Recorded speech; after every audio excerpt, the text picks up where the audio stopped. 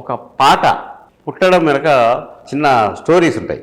పాట రాసి ప్రేక్షకులను, రాయక నిర్మాతలను ఏడిపిస్తాడు అనే పేరున్న ఆచార్య ఆత్రేయ గురించి, ఆయన రాసిన ఒక పాట గురించి ఈరోజు చెప్పుకుందాం. అలాగే మామూలుగా ఆయన పాట రాయమని చెప్పి బెంగళూరులో ఒక హోటల్ బుక్ చేశారు. బుక్ చేశారు, నెల అయింది, 2 నెలలు అయింది, ఆయన రాయలేదు పాట.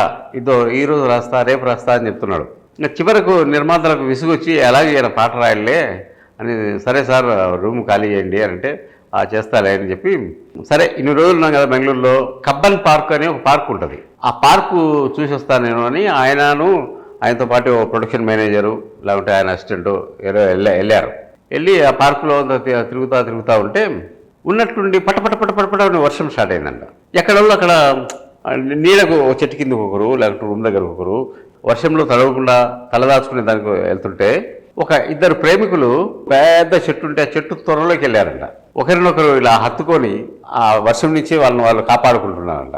ఆ సీన్ చూసి రే పేపర్ పెన్ను తీసుకొని చెప్పి, చిట్టపట్ట చినుకులు పడుతూ ఉంటే చెలికాడే సరసన ఉంటే అనే ఆ పాట అప్పుడప్పుడు అక్కడ పుట్టిందంట. మళ్ళీ రూమ్ బుక్ చేసి ఆ పాట కంప్లీట్ అయ్యాక ఆయన పెట్టాడంట. అంటే ఒక పాట పుట్టుకు వెనక ఏదో ఒక ఇన్స్పిరేషన్ ఉంటుంది. ఏదో ఒక ఇన్స్పిరేషన్ లేని పాట పుట్టదు.